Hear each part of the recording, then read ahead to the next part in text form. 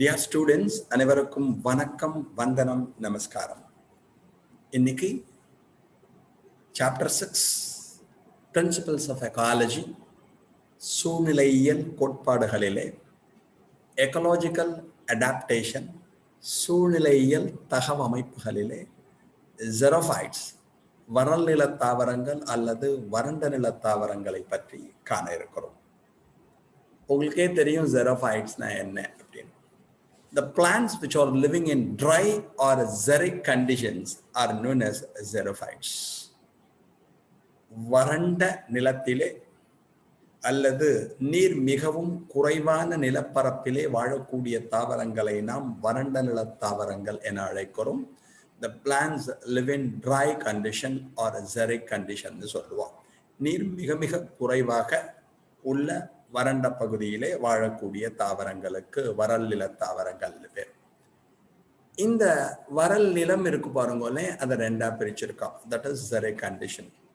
One is physical dryness, இயல் நிலை வறட்சி என்று அழைப்பார்கள். In this habitat, soil has a little amount of water due to the inability of the soil to hold water because of low rainfall. இந்த பகுதியில் இந்த நிலப்பரப்பிலே மழை பொழிவானது மிகவும் குறைவாக இருக்கும்.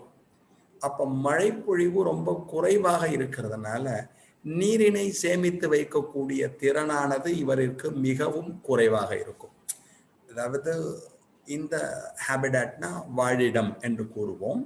soil has a little amount of water, மண்ணிலே மிக குறைவான அளவுதான் நீர் காணப்படும். ஏன்? Due to inability of the soil to hold water because of low rainfall. மிக குறைவான மழைப்பொழிவு இருப்பதன் காரணமாக அந்த மண்ணினால் அதிக நீரினை சேமித்து வைத்துக் கொள்ளும் திறன் இருக்காது. இதுக்கு பேர் பிசிக்கல் ட்ரைனஸ்னு சொல்லுவா. தமிழ்ல இயல் நிலை வறட்சி என்று அழைக்கப்படும். செகண்ட் இஸ் பிசியலாஜிக்கல் ட்ரைனஸ், செயல்நிலை வறட்சி என்று கூறுவார்கள். In this habitat, water is sufficiently present, but plants are unable to absorb it because of the absence of capillary spaces. In this habitat, இந்த வாழிடங்களிலே water is sufficiently present, அதிக அளவு நீரானது காணப்படும், but plants are unable to absorb it because of the absence of capillary spaces. அதிக நீரானது இந்த மண்ணிலே காணப்படும், ஆனால் தாவர வேர்களினால் அந்த நீரினை உறிஞ்ச முடியாது. இதற்கு காரணம் என்னன்னா, மண்ணிற்கிடையே புழை வெளிகள் இல்லை. கேபிலரி ஸ்பேசஸ்னா மண்ணிற்கிடையே, மண் துகள்களுக்கிடையே அந்த ஸ்பேஸ் இருக்கும், இடைவெளி. அந்த தமிழ்ல மண் புழை வெளி என்று அழைப்பார்கள், கேபிலரி ஸ்பேஸ். அந்த கேபிலரி ஸ்பேஸ் ரொம்ப கம்மியா இருக்கிறதுனால the roots are unable to absorb this water. வேர்களினால் இந்த நீரினை உறிஞ்ச முடியாது.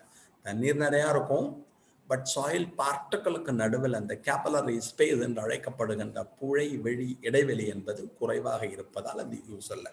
இது எங்க இருக்கும் அப்படின்னா, சால்ட்டி அண்ட் அசிடிக் சாயில், உவர் மண்ணிலும் அமில மண்ணிலும் இந்த நிலையானது காணப்படும். இது நம்ம முக்கியமா ஞாபகம் வச்சுக்க வேண்டியது. அதுக்கப்புறம் நம்ம எடுத்துட்டோம்னா, based on adaptive characters, xerophytes are classified into 3 categories. அதாவது அடாப்டேஷன், எவ்வாறு தங்களை சூழலுக்கு ஏற்றாற்போல் தாவரங்கள் மாற்றி அமைத்துக் கொள்ளுகின்றனவோ அதை பேசிஸா வச்சுட்டு இவால 3 பிரிச்சிருக்கா. தட் இஸ் xerophytes, வறல் நில தாவரங்களை. நம்பர் 1 எஃபிமெரல்ஸ், குறுகிய காலமே வாழக்கூடிய தாவரங்கள். சக்குலெண்ட், சதைப்பற்றுள்ள நீரினை சேமித்து வைத்துக் கொள்ளும் திறன் கொண்ட தாவரங்கள். நான் சக்குலெண்ட் பிளான்ஸ், சதைப்பற்றற்ற நீரினை சேமித்து வைத்துக் கொள்ளும் திறனற்ற தாவரங்கள் இவால 3 பிரிச்சிருக்கா. எஃபிமெரல்ஸ் கொஞ்ச நாள் மட்டும் உசுரோட இருக்கும், live for a shorter period. Succulent அப்படின்னா சதைப்பற்றுள்ள தாவரங்கள், நான் சக்குலெண்ட்னா சதைப்பற்றற்ற தாவரங்கள் என்று 3ஆக பிரித்திருக்கிறார்கள்.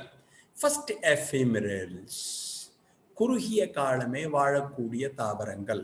ட்ராட் எவேடர்ஸ், ட்ராட் எஸ்கேப்பர்ஸ் நீ வர சொல்லுவா. வறட்சியை எதிர்கொள்ளாத தாவரங்கள்னு கூறுவா. எஸ்கேப்பர்ஸ் ஆர் ட்ராட் எவேடர்ஸ்னா, எப்பயான டெசர்ட்ல மழை பெய்யும், அந்த கொஞ்சோண்டு மழை நாளுக்குள்ளேயே விதை முளைச்சு பூ பூத்து காய் காய்ச்சி திருப்பி செத்துப்படுத்தும். நம்ம ஆனுவல்ஸ் படிச்ச மாதிரி ஆனுவலோட ரொம்ப கொஞ்சம் ஆனுவல் மாதிரி வச்சுக்கோங்களேன். ஆனுவல்ங்கிறது ஒரு சீசன் இருப்பேன். Annuals the plan to complete their life cycle within a season or within a year. ஒரு பருவத்திற்குள்ளோ அல்லது ஒரு வருடத்திற்குள்ளோ தங்களுடைய வாழ்க்கை சுழற்சியை முடித்துக் கொள்ளக்கூடிய தாவரங்களை நாம் ஒரு பருவ தாவரங்கள் என அழைக்கிறோம். இதோட ஸ்பெஷாலிட்டி என்னன்னா, ephemerals are the plans complete their life cycle within a short period or single season. மிக குறைவான காலத்திலேயே அல்லது ஒரு பருவத்துக்குள்ளேயே தங்களுடைய வாழ்க்கை சுழற்சியை இவர்கள் முடித்துக் கொள்வார்கள். எஃபிமெரல்ஸ் அப்படின்னு சொல்லுவா. ட்ராட் எஸ்கேப்பர்ஸ் என்று கூறுவார்கள், ட்ராட் எவேடர்ஸ் என்று கூறுவார்கள்.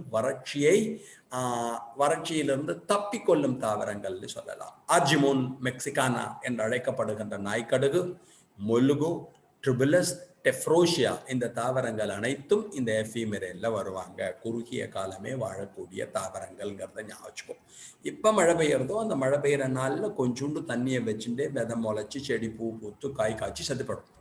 So like annuals. ரெண்டாவது சக்குலென்ட். சக்குலென்ட் அப்படின்னா உங்களுக்கு சொல்லியிருக்கேன் நான், சதைப்பட்டுள்ள தாவரங்கள். It has got the ability to hold water, நீரினை சேமித்து வைத்துக் கொள்ளும் திறனை பெற்றிருக்கும். இவங்களுக்கு பேர் ட்ராட் என்டியூரிங் பிளான்ட்ஸ் சொல்லுவாங்க. வறட்சியை பொறுத்து கொள்ளக்கூடிய தாவரங்கள் என்று கூறுவார்கள். These plant store water in that plant pots during dry period. அது என்ன பண்ணும், எப்போ மழை பெய்யறதோ தண்ணியை உறிஞ்சி தன்னோட தண்டு பகுதியிலே சேமித்து வைத்துக் கொள்ளும் திறனை பெற்றிருக்கும். அப்போ கொலன்னு சதைப்பட்டுடன் இருக்கும். உனக்கே தெரியும், ஒபான்ஷியா சப்பாத்தி கல்லு தெரியும், ஆலோவீரா அப்படின்னு உனக்கு படிச்சிருக்கேன், இது ரொம்ப நம்ம யூஸ் பண்ணிட்டு இருக்கோம். சோத்துக்கத்தாழை தெரியும், பிரயோஃபெல்லம் அண்ட் பெகோனியா. இவெல்லாம் என்ன பண்ணுவாங்க, என்ன சொல்றது, ட்ராட் என்டியூரிங், வறட்சியை பொறுத்து கொள்ளும். அப்போ என்ன பண்ணுவா, they store water in that stem, தன்னுடைய தண்டு பகுதியிலே நீரினை சேமித்து வைத்துக் கொள்ளும் திறனை பெற்றிருக்கும். இந்த ஃபார்ம் ஆஃப் மியூசிலேஜ் போன்றும். அப்போ அவங்க என்ன பண்ணணும், வறட்சி வந்தாலும் பொறுத்து கொள்ள முடியும். பிகாஸ் ஆல்ரெடி என்ன பண்ணிருக்கு, நீரினை சேமித்து வைத்திருக்கிறது. Already it store enormous amount of water. ஏற்கனவே நீரினை சேமித்து வைத்துக் கொள்வதால் வறட்சி வந்தால் பொறுத்து கொள்ள முடியும். இப்போ சத்தியமூர்த்தி வச்சுக்கோ, என் ஃபேட் நிறையா ஸ்டோர் ஆகிருக்கு, ஒரு 5-6 நாள் சாப்பிடல, nothing will happen to Sathyamurthy. ஏன்னா ஆல்ரெடி ஸ்டோர் ஆகிருக்க ஃபேட் என்ன பண்ணிக்கலாம், உடம்பு பயன்படுத்தி கொள்ள முடியும். மூணாவது நான் சக்குலென்ட், சதைப்பற்ற தாவரங்கள் என்று கூறுவார்கள். நீரினை சேமித்து வைத்துக் கொள்ளாது, இவாள ட்ராட் என்டியூரிங் ஜெரோஃபைட்ஸ்னு சொல்லுவா. வறட்சியை பொறுத்து கொள்ளக்கூடிய ஜெரோஃபைட்ஸ், வறல் நில தாவரங்கள் என்று கூறுவார்கள். ட்ரூ ஜெரோஃபைட்ஸ், உண்மையான வறல் நில தாவரங்கள் என்று அழைக்கப்படும். It has faced both external and internal dryness. வெளிப்புறமும் ட்ரையா இருக்கும், இதன் உட்புறமும் ட்ரையா இருக்கும். இழந்த பழம் கேள்விப்பட்டிருப்பேன், ஜைசபஸ் ஜுஜூபா என்று கூறுவார்கள். அகேஷியா தெரியும், நீரியம் அரளி செடி தெரியும், கேஷுரீனா சவுக்கு தெரியும். இவங்கெல்லாம் என்ன பண்ணுவாங்க, என்ன ட்ராட்டா இருந்தாலும் எதிர்த்து நிற்பாங்க, என்ன அப்படின்னு நிற்பாங்க. ஸோ ட்ராட் ரெசிஸ்டிங், வறட்சியை எதிர்த்து நிற்கக்கூடிய தாவரங்கள் என்று கூறுவார்கள். அப்போ எஃபிமெரல்ஸ், குறைந்த காலமே உயிர் வாழ்வதற்கு ஆர்ஜிமோன் நாய்க்கடுகு ஞாபகம் வச்சுக்கோ. என்டியூரிங், பொறுத்து கொள்ளக்கூடிய தாவரங்களுக்கு சப்பாத்தி கல்லி ஒபான்ஷியாவை ஞாபகம் வச்சுக்கோ. ட்ராட் ரெசிஸ்டிங் நான் சக்குலென்ட், வறட்சியை எதிர்கொள்ளக்கூடிய தாவரங்களுக்கு நம்மளுக்கு பிடிச்ச எலந்த பழம், ஜைசபஸ், எலந்த பழம் செக்க செவந்த பழம் அப்படின்னு ஒரு பாட்டு வரும், அந்த பாட்டை ஞாபகம் வச்சுக்கோ. அப்புறம் மார்ஃபலாஜிக்கல் அடாப்டேஷன். இந்த ஆர்கானிசத்தெல்லாம் எடுத்துட்டோம்னா இவாளோட மார்பாலஜி, புற அமைப்பிலே என்னென்ன மாறுபாடுகள் காணப்படுகின்றன. டு ஃபேஸ் த ட்ரைனஸ், வறட்சியை எதிர்கொள்வதற்காக, வறட்சியை பொறுத்து கொள்வதற்காக, வறட்சியிலிருந்து தப்பிப்பதற்காக என்னென்னலாம் அடாப்டேஷன்ஸ் இருக்கு. மார்பாலஜினா புற அமைப்புன்னு உனக்கு தெரியும். Root system is well developed and is greater than that of shoot system. தண்டு தொகுப்பினை விட வேர் தொகுப்பானது மிகச் சிறப்பாக மாற்றமடைந்திருக்கும், வளர்ச்சி அடைந்திருக்கும். It has got the ability to absorb even very minute quantities of water. மிக சிறிய அளவு நீரினையும், குறைந்த அளவு நீரினையும் உறிஞ்சுவதற்காக very well developed root system, மிகச் சிறப்பாக மேம்பாடடைந்த வேர் தொகுப்பு காணப்படும். Root hairs and root caps are also well developed. வேர் துவிகளும் நன்கு வளர்ச்சி அடைந்திருக்கும், வேர் மூடியும் நன்கு வளர்ச்சி அடைந்திருக்கும். Leaves and stems are covered with hairs. Hairs are called trichophilous plants. இத்தாவரங்களின் இலைகளையும் தண்டினையும் சூழ்ந்து தூவிகள் காணப்படும். அதை ட்ரைகோஃபில்லஸ் பிளான்ட்ஸ்னு சொல்லுவா. தூவிகளை உடைய தாவரங்கள் என்று அழைக்கப்படும். ஏன்னா ட்ரைகோம்ஸ் நம்ம படிச்சிருப்போம் அனாட்டமி 11th ஸ்டாண்டர்ட்ல. The unicellular or multicellular appendages present in the epidermis of the stem or a leaf is said to be trichomes னு படிச்சிருப்பீங்க. அதாவது தண்டு மற்றும் வேறல்ல, தண்டு மற்றும் இலையின் மேற்புறத்தை காணப்படுகின்ற ஒரு செல் மற்றும் பல செல்களினாலான தூவிகளை நாம் ட்ரைகோம்கள் என அழைக்கிறோம்னு படிச்சிருப்பேன். ஸோ தட் அது என்ன ஆகும்னா நீராவி போக்கு குறைப்பதற்கு ரொம்ப யூஸ்ஃபுல்லாக இருக்கும். ஸோ ஸ்டெம் எடுத்துட்டாலும் சரி, லீஃப் எடுத்துட்டாலும் சரி, தண்டு மற்றும் இலையில உங்களுக்கு ட்ரைகோம்ஸ் இருக்கும், ட்ரைகோம்கள் காணப்படும். They are nothing but unicellular or multi cellular appendages, ஒரு செல் அல்லது பல செல்களினாலான தூவிகள் என்று கூறுவார்கள். எக்ஸாம்பிள் குக்கர்பிட்ஸ் அப்படின்னு போட்டு குக்கர்பிட்டா குரூப்ல மெலோத்ரியா அண்ட் முக்கியா அப்படின்னு 2 பிளான்ட்டை கொடுத்துருக்கான். இந்த பிளான்ட்டை ஞாபகம் வச்சுக்கோங்க. அப்புறம் மார்ஃபோலாஜிக்கல் அடாப்டேஷன் இன் ஸ்டெம்ல என்ன மார்ஃபோலாஜிக்கல் அடாப்டேஷன் அப்படின்னு சொல்லியிருக்கா. இந்த இடத்துல பார்க்குறப்ப மறந்துடாதீங்க, இந்த இடத்துல லீஃப் அண்ட் ஸ்டெம் காமனாக சொல்லியிருந்தா ரூட்னு சொல்லியிருப்பா. ரூட்ல இதோட முடிஞ்சு போயிடுத்து. இது ஸ்டெம் அண்ட் லீஃபுக்கு காமனாக இருக்கும், தண்டு மற்றும் இலைக்கு. ஸ்டெம்ல பார்த்தேன்னா hard and woody, aerial and ground, கடினமானதாக இருக்கும், கட்டைத்தன்மையுடன் காணப்படும். ஏரியல் பூமியின் மேற்புறத்தை காணப்படலாம், அண்டர் கிரவுண்ட் பூமியின் கீழ்ப்புறத்தை காணப்படலாம். The stem and leaves are covered with wax coating or covered with dense hairs. இவற்றின் மேற்புறத்தை, தண்டு இலையின் மேற்புறத்தை உங்களுக்கு வேக்ஸ் கியூட்டிக்கல்னு கேள்விப்பட்டிருப்பேன், கியூட்டன். அந்த கியூட்டிக்கல் என்பது தடித்து காணப்படும். ஆர் டென்ஸ் ஹேர்ஸ், எண்ணற்ற தூவிகள், ட்ரைகோம்கள் மேலே காணப்படும். இதெல்லாம் மறந்துடாதீங்க. To check or reduce the rate of transpiration, நீராவி போக்கின் வீதத்தை குறைப்பதற்காக. In some xerophytes, all the internodes in the stem are modified into a fleshy leaf structure called phylloclade. Opentia, இது நம்ம ஏற்கனவே படிச்சதுதான். phylloclade, leaf like stem, அதாவது இலையோட பணியின stem பண்ணுவா. The function of a leaf performed by the stem, phylloclade, leaf like stem னு சொல்லுவா. photosynthesis என்று அழைக்கப்படுகின்ற ஒளிச்சேர்க்கையினை தண்டானது செய்யும். The leaves are modified into spines, இலைகள் முட்களாக மாறி இருக்கும். phyllocladeனா என்ன அர்த்தம்னா, ஓபென்ஷியா சப்பாத்தி கல்லி தெரியும், ஒரு ஸ்டெம்ல இருக்க எல்லா இன்டர்னோடும் என்ன பண்ணும்னா மாடிஃபைடு லைக் லீஃப்.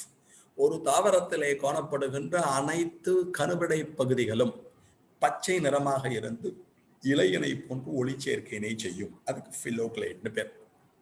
அடுத்தது கிளாடோட்னு சொல்லியிருக்கா. இது மட்டும் முக்கியம் பாருங்க, ரெண்டுக்கு என்ன வித்தியாசம். Single or occasionally 2 internodes modified into fleshy green structure called cladode.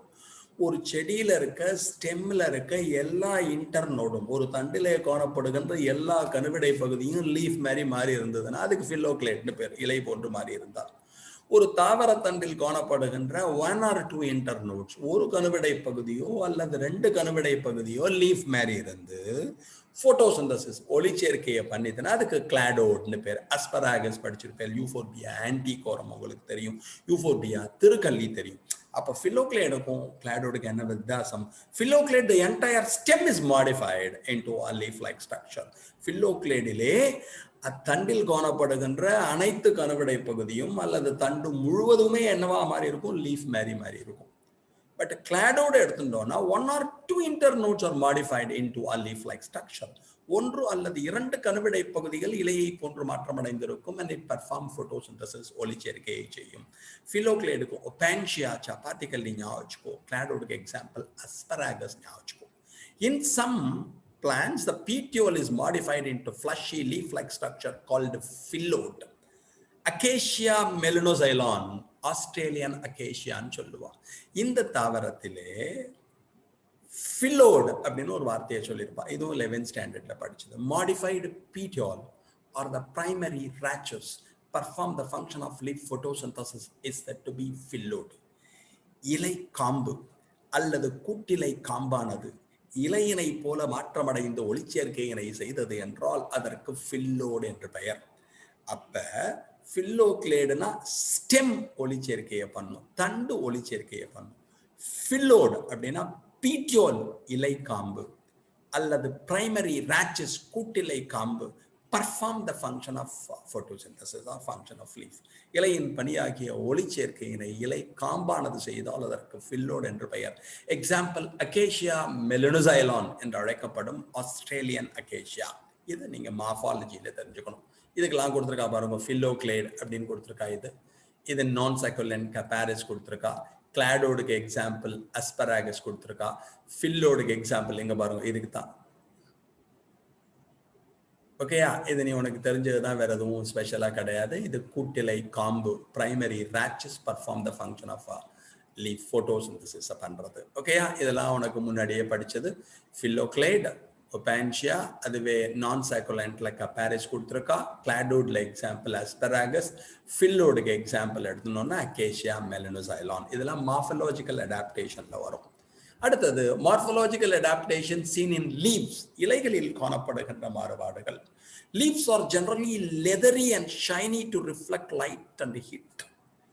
தோல் போன்று காணப்படும், பளபளப்பாக இருக்கும். என ஒளிப்படுகின்ற சமயத்தில் ஒளியானது பிரதிபலித்து செல்வதற்காக, வெப்பமானது அதிகமாக அந்த தாவரத்தை தாக்காமல் இருப்பதற்காக. In some plants like euphorbia, acacia, zygibus and capparis, the stipules are modified into spines. Euphorbia, acacia, zizyphus, இளந்தப்பழம், கப்பாரிஸ் போன்ற தாவரங்களிலே இலையடி செதிலானது முட்களாக மாறி இருக்கும். The stipules-னா இலையடி செதில்னு பேர். இலையின் கீழ்ப்புறத்தை காணப்படும் stipules or the green leaf-like structure present at the base of the leaf. இலையின் அடிப்பகுதியில் காணப்படுகின்ற இலையினை ஒத்த புறவளரிகளுக்கு இலையடி செதில்கள் என்று பெயர். At the base of the leaf, two green colored leaf-like projections are seen called the stipules. படிச்சிருப்பேன். இலையின் அடியில் காணப்படும் இலையினை ஒத்த புறவளரிகள், அது முள்ளா மாறி இருக்கும், spines. The entire leaves are modified into spines in opantia. Chapati கல்லியிலே இலை முழுவதும் முட்களாக மாறி இருக்கும். Reduced to scales in asparagus. asparagus தாவரத்திலே இலைகள் செதில்களாக மாற்றம் அடைந்திருக்கும். ஓகே, இதெல்லாம் கொஞ்சம் மாடிஃபை நீங்க வச்சுக்கணும். அதுக்கப்புறம் எடுத்துட்டோம்னா anatomical adaptations. அதனுடைய உள்ளமைப்பிலே காணப்படுகின்ற மாறுபாடுகள் என்ன? Presence of multi-layered epidermis with heavy cuticle to prevent water loss due to transpiration. Presence of multi-layered epidermis na பல அடுக்கினாலான புறத்தோல் காணப்படும். thick cuticle, தடிமனான cuticle காணப்படும். எதுக்கு? water loss due to transpiration, நீராவி போக்கின் வீதத்தை குறைப்பதற்காக multi-layered epidermis, பல அடுக்கினாலான புறத்தோல் காணப்படும். and thick cuticle, கடினமான cuticle இருக்கும். Hypodermis is well developed with the sclerenchymatous tissue. புறத்தோலின் கீழ்ப்புறத்தை காணப்படுகின்ற ஒரு அடுக்கிற்கு ஹைபோடர்மிஸ், புறத்தோலடி தோல் என்று பெயர். இது ஸ்கிலரன்கைமாவினாலானது. Sunken stomata are present only in the lower epidermis with hairs in the sunken pits. Sunken stomata na குழிந்த இலைத்துளை என்று பெயர். அது எங்க இருக்கும்? lower epidermis, கீழ்ப்புறத்தோலிலே காணப்படும். அந்த கேப் இருக்கு பாருங்களே, குழிந்த இலைத்துளையில ஏகப்பட்ட ஹேர்ஸ், புற வளரிகள் காணப்படும். எல்லாமே to reduce the rate of transpiration, நீராவி போக்கின் வீதத்தை குறைப்பதற்காக. Scoto active type of stomata found in succulent plants.